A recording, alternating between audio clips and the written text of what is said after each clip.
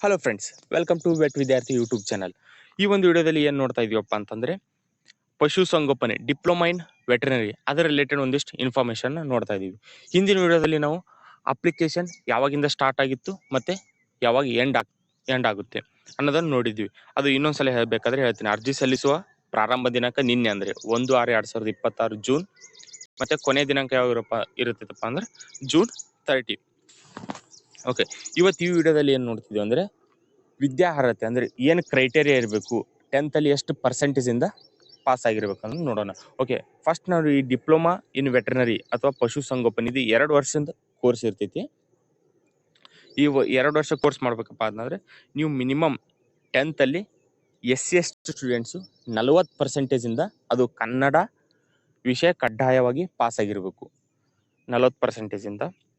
Next general merit students 45% pass ಆಗಿರಬೇಕು, ಮತ್ತು Kannada subject ಕೂಡ ಪಾಸ್ ಆಗಿರಬೇಕು. ಇಲ್ಲಿದೆ ನೋಡಿ, ಪರೀಕ್ಷೆ ಒಂದಿಗೆ ಕನ್ನಡ ಒಂದು ವಿಷಯವನ್ನು ಕಡ್ಡಾಯವಾಗಿ ಓದಿ ಕನಿಷ್ಠ 45% ಅಂಕಗಳು ಪಡೆದು ತೇರ್ಗಡೆ ಆಗಿರಬೇಕು. ಇದು ಜನರಲ್ ಮೆರಿಟ್ ಸ್ಟೂಡೆಂಟ್ಸ್ಗೆ ಮತ್ತು SC/ST ಸ್ಟೂಡೆಂಟ್ಸ್ಗೆ 40%. ಮತ್ತು ಇನ್ನೊಂದು ಏನಿರಬೇಕಪ್ಪ ಅಂದ್ರೆ ಕ್ರೈಟೇರಿಯಾ 1ರಿಂದ 10ನೇ ತರಗತಿವರೆಗೆ ಗ್ರಾಮೀಣ ಪ್ರದೇಶದಲ್ಲಿ ವಿದ್ಯಾಭ್ಯಾಸ ಮಾಡಿರಬೇಕು. ಇದು ಕಡ್ಡಾಯ 1ರಿಂದ 10ನೇ ತರಗತಿವರೆಗೂ.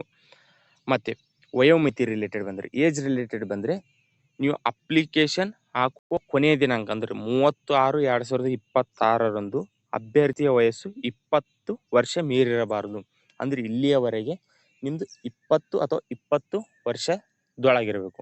20 ಇದ್ರೆ ನಡೆಯುತ್ತೆ, ಆದರೆ 21, 22 ಇದ್ದರೆ ಅಪ್ಲಿಕೇಶನ್ ತೊಗೊಳ್ಳೋದಿಲ್ಲ. ತೊಗೊಂಡ್ರು ಒಂದು ವೇಳೆ ರಿಜೆಕ್ಟ್ ಆಗುತ್ತೆ ನಿಮ್ಮದು ಡಾಕ್ಯುಮೆಂಟ್ ವೆರಿಫಿಕೇಶನ್ ಮಾಡುವಾಗ.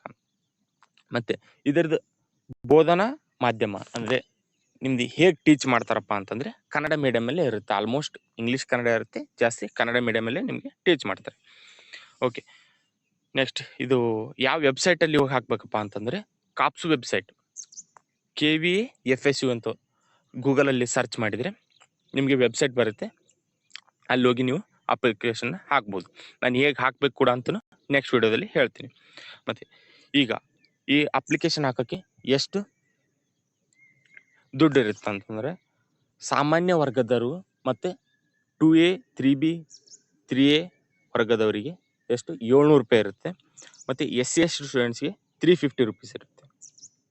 ಓಕೆ, ಡಾಕ್ಯುಮೆಂಟ್ಸ್ ಏನೇನು ಬೇಕಾಗ್ತಾವಪ್ಪ ಅಂತಂದರೆ SSLC ಮಾರ್ಕ್ಸ್ ಕಾರ್ಡ್, ನಿಮ್ಮದು ಒರಿಜಿನಲ್ ಮಾರ್ಕ್ಸ್ ಕಾರ್ಡ್ ಇರಲಿಲ್ಲ ಅಂದರೆ ಕಂಪ್ಯೂಟರ್ ಪ್ರಿಂಟ್, ಅಂದರೆ ಒಂದು ವೇಳೆ ಪ್ರಿಂಟ್ ಇತ್ತಂದರೆ ಅದಕ್ಕೆ ನಿಮ್ಮ ಸ್ಕೂಲಿನ ಪ್ರಾಂಶುಪಾಲರ್ ಅಂದರೆ ಪ್ರಿನ್ಸಿಪಲರ ಸಹಿ ಬೇಕಾಗುತ್ತೆ. ಮತ್ತು ಎರಡನೇದು 1ರಿಂದ 10ನೇ ತರಗತಿವರೆಗೆ ಗ್ರಾಮೀಣ ಪ್ರದೇಶದಲ್ಲಿ ವ್ಯಾಸಂಗ ಮಾಡಿರುವ ಗ್ರಾಮೀಣ ಅಭ್ಯರ್ಥಿ ಪ್ರಮಾಣ ಪತ್ರ, ಇದು ಕಂಪಲ್ಸರಿ ಇರಲೇಬೇಕು. ಇವೆರಡು ಸರ್ಟಿಫಿಕೇಟ್ ಕಂಪಲ್ಸರಿ ಬೇಕೇ ಬೇಕು. ಯಾವುದೇ ವಿದ್ಯಾರ್ಥಿ ಆದರೂ ಕೂಡ ಗ್ರಾಮೀಣ ಸರ್ಟಿಫಿಕೇಟ್ ಮತ್ತು SSLC ಸರ್ಟಿಫಿಕೇಟ್, ಗ್ರಾಮೀಣ ಸರ್ಟಿಫಿಕೇಟ್ ಅದು 1ರಿಂದ 10ನೇ ತರಗತಿ ಕಂಪಲ್ಸರಿ ಇರಲೇಬೇಕು. ಮತ್ತು ನೆಕ್ಸ್ಟ್ ನಿಮ್ಮ ಹತ್ರ ಏನಾದರೂ ರಿಸರ್ವೇಷನ್ಸ್ ಇದ್ದರೆ, ರಿಸರ್ವೇಷನ್ ಯಾವಪ್ಪ ಅಂತಂದರೆ, ನೀವು ಎಕ್ಸಾಂಪಲ್ ಕಲ್ಯಾಣ ಕರ್ನಾಟಕ ಸ್ಟೂಡೆಂಟ್ಸ್ ಆಗಿದ್ದರೆ, ಕಲ್ಯಾಣ ಕರ್ನಾಟಕ ಅಂದರೆ ಯಾವುದು, ಈ ಬೀದರ್, ಯಾದಗಿರಿ, ರಾಯಚೂರು, ಗುಲ್ಬರ್ಗ, ಬಳ್ಳಾರಿ, ಈ 5 ಇನ್ನೊಂದು ಡಿಸ್ಟಿಕ್ ಯಾವುದಪ್ಪ ಅಂತಂದರೆ ಗುಲ್ಬರ್ಗ, ಈ 5 ಡಿಸ್ಟಿಕ್ ಸ್ಟೂಡೆಂಟ್ಸ್ ನಿಮ್ಮ ಹತ್ರ ಏನಾದರೂ 371J ಸರ್ಟಿಫಿಕೇಟ್ ಇದ್ದರೆ ಅದನ್ನು ಕೂಡ ನೀವು ಅಪ್ಲಿಕೇಶನಲ್ಲಿ ಹಾಕ್ಬೋದು. ಮತ್ತು ನೀವು ಏನಾದರೂ ರೈತರ ಮಕ್ಕಳಾಗಿದ್ದರೆ, ಅಂದರೆ ರೈತರ ಮಕ್ಕಳಂದರೆ ನಿಮ್ಮ ಏನಾದರೂ ನಿಮ್ಮದು ಕೃಷಿ ಭೂಮಿ ಇದ್ದರೆ ಅವರಿಗೆ 50% ನಿಮ್ಗೆ ಏನಿರುತ್ತಪ್ಪ ಅಂದರೆ ರಿಸರ್ವೇಷನ್ ಇರುತ್ತೆ. ಇಲ್ಲಿ ಯಾವ ಸರ್ಟಿಫಿಕೇಟ್ ಸಬ್ಮಿಟ್ ಮಾಡಬೇಕಪ್ಪ ಅಂತಂದರೆ ವ್ಯವಸಾಯಗಾರ ಪ್ರಮಾಣ ಪತ್ರ, ಈ ಒಂದು ಸರ್ಟಿಫಿಕೇಟ್ ನೀವು ಅಪ್ಲೈ ಮಾಡಬೇಕು. ಯಾವುದು ಅಪ್ಲಿಕೇಶನ್ ಹಾಕುವಾಗ ನೀವು ಇದನ್ನು ಈ ಒಂದು ಸರ್ಟಿಫಿಕೇಟನ್ನು ಕೂಡ ಅಪ್ಲೈ ಮಾಡ್ಬೋದು. ಇದರಿಂದ ನಿಮಗೇನು 50% ರಿಸರ್ವೇಷನ್ ಸಿಗುತ್ತೆ. ನಿಮಗೆ ಸೀಟ್ ಸಿಗೋ ಚಾನ್ಸಸ್ ಭಾಳಷ್ಟು ಇರುತ್ತೆ.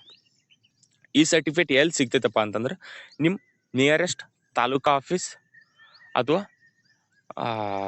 ಯಾವುದು ನಾಡ ಕಚೇರಿ ಅಂತ ಇರುತ್ತಲ್ಲ ಅಲ್ಲಿ ಹೋಗಿದ್ದೆ ಕೇಳಿದರೆ ಇದ್ರ ಬಗ್ಗೆ ಕಂಪ್ಲೀಟ್ ಮಾಹಿತಿ ಹೇಳ್ತಾರೆ. ಅಥವಾ ನಿಮ್ಗೆ ಏನಾದರೂ ಹೆಚ್ಚಿನ ಮಾಹಿತಿ ವ್ಯವಸಾಯಗಾರ ಪ್ರಮಾಣ ಪತ್ರ ಬೇಕಪ್ಪ ಅಂತಂದರೆ ನೀವು ಕಮೆಂಟ್ ಬಾಕ್ಸಲ್ಲಿ ಕಮೆಂಟ್ ಹಾಕಿ ನಾನು ಅದ್ರ ಬಗ್ಗೆ ನಿಮಗೆ ಮಾಹಿತಿ ಕೊಡ್ತೀನಿ. ನೆಕ್ಸ್ಟ್ ನೀವೇನಾದರೂ NSS ಸ್ಟೂಡೆಂಟ್ಸ್ ಆಗಿದ್ರೆ ಅಥವಾ ನಿಮ್ಮದು ಏನಾದರೂ CRPF ಅಂದರೆ ನಿಮ್ಮ ಪಪ್ಪ ಅವ್ರು ಏನಾದರೂ ಮಿಲಿಟ್ರಿಯಲ್ಲಿ ವರ್ಕ್ ಮಾಡ್ತಿದ್ದಾರೆ ಅಂತಂದರೆ ಆ ಒಂದು ಸರ್ಟಿಫಿಕೇಟ್ನ ಕೂಡ ನೀವು ಅಪ್ಲೈ ಮಾಡ್ಬೋದು. ಆಯಿತು. ಮತ್ತು ನೆಕ್ಸ್ಟ್ ವೀಡಿಯೋದಲ್ಲಿ ನಾನು ಏನು ಹೇಳ್ತಿದ್ದೀನಪ್ಪ ಅಂದ್ರೆ ಅಪ್ಲಿಕೇಶನ್ ಹಾಕಿದ ಮೇಲೆ ನೆಕ್ಸ್ಟ್ ಪ್ರೊಸೀಜರ್ ಏನಿರುತ್ತೆ, ಡಾಕ್ಯುಮೆಂಟ್ ವೆರಿಫಿಕೇಷನ್ಗೆ ಎಲ್ಲಿ ಹೋಗಬೇಕು, ಏನು ಮಾಡ್ಬೇಕು ಅದನ್ನು ನೆಕ್ಸ್ಟ್ ವೀಡಿಯೋದಲ್ಲಿ ಹೇಳ್ತೀನಿ. ನಿಮ್ಗೆ ಏನಾದರೂ ಡೌಟ್ ಇದ್ದರೆ ನೀವು ಕಮೆಂಟ್ ಬಾಕ್ಸಲ್ಲಿ ಕಮೆಂಟ್ ಹಾಕ್ಬೋದು. ಹಾಗೆ ನಿಮ್ಗೆ ಏನಾದರೂ ಹೆಚ್ಚಿನ ಮಾಹಿತಿ ಬೇಕಪ್ಪ ಅಂದರೆ ನಮ್ಮ ಟೆಲಿಗ್ರಾಮ್ ಚಾನಲ್ ಕೂಡ ಜಾಯ್ನ್ ಆಗ್ಬೋದು. ಅದರ ಲಿಂಕ್ ನಾನು ಡಿಸ್ಕ್ರಿಪ್ಷನಲ್ಲಿ ಕೊಟ್ಟಿದ್ದೇನೆ ಮತ್ತು ಕಮೆಂಟ್ ಬಾಕ್ಸಲ್ಲಿ ಕೂಡ ಪಿನ್ ಮಾಡಿರ್ತೀನಿ. ಹಾಗೂ ನಿಮ್ಗೆ ಏನಾದರೂ ಡೌಟ್ಸ್ ಇದ್ದರೆ, ಏನಾದರೂ ಕ್ವಶನ್ಸ್ಗಳು ರಿಲೇಟೆಡ್ ಇದ್ದರೆ, ಡಿಪ್ಲೊಮಾ ರಿಲೇಟೆಡ್ ಅಥವಾ ಯಾವುದೇ ಕೌನ್ಸಿಲಿಂಗ್ ರಿಲೇಟೆಡ್ ನೀವು ಕಮೆಂಟ್ ಬಾಕ್ಸಲ್ಲಿ ಕಮೆಂಟ್ ಮಾಡಿ. Thank you so much for watching. If you like the video, then subscribe to Vet Vidyarthi and share to your friends. Thank you.